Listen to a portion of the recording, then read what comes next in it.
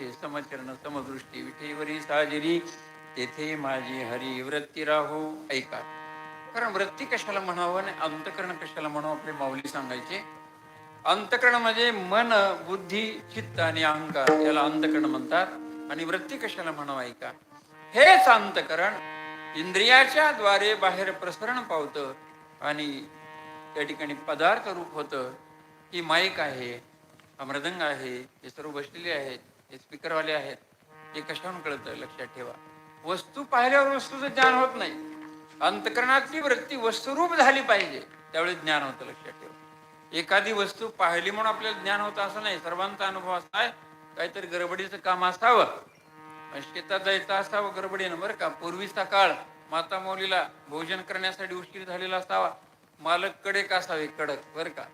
आणि थोडा उशीर झाल्याबरोबर आता काय खरं नाही आपलं, डोक्यावर पाठी घेतलेली असते आणि जाता जाता जाता विचार आलेला असतो. त्यावेळेस आपलं शेत इथं राहतं, बघत बघत सुद्धा, बरं का.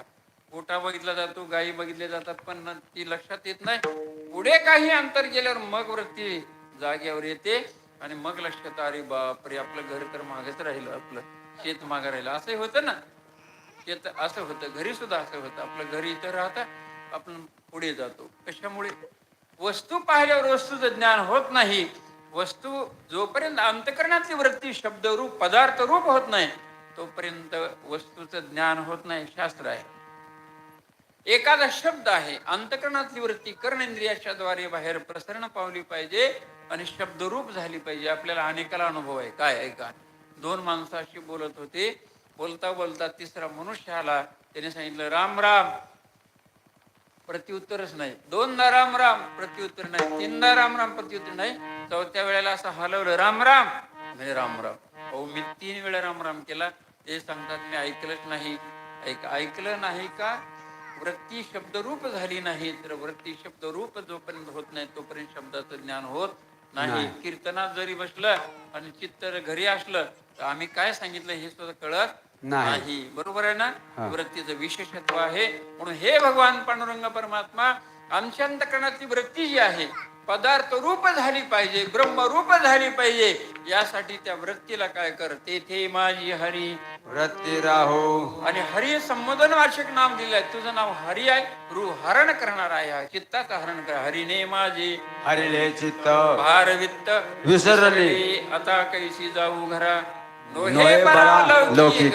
हरी चित्ताचं हरण करतो. म्हणजे हे तुझं नाव हरी आहे, तेथे माझी हरी वृत्ती राहो. आता ऐका, वृत्ती 2 प्रकारची आहे. एक प्रेम लक्षणा वृत्ती आणि दुसरा आहे अखंडाकार ज्ञान लक्षणा वृत्ती. विठ्ठला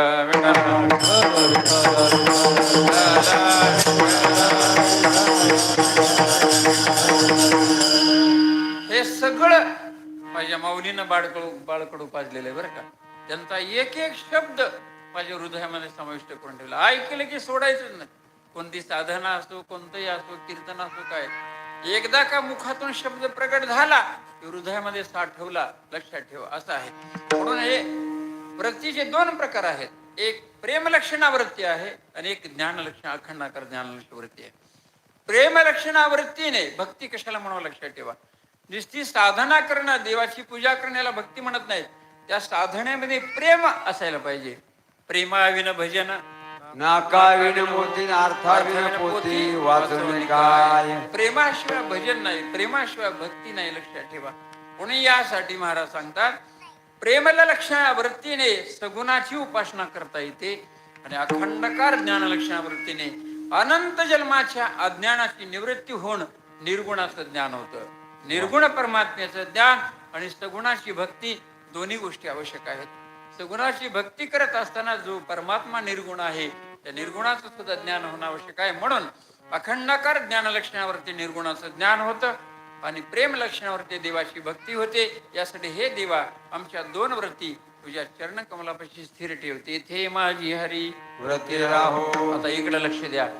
हीच वृत्ती काही क्षणभर ढळली देवाच्या चरणावरची, एक क्षण बरोबर का, तर मोठं संकट आलेलं आहे तुमच्यावर, माझ्यावर नाही.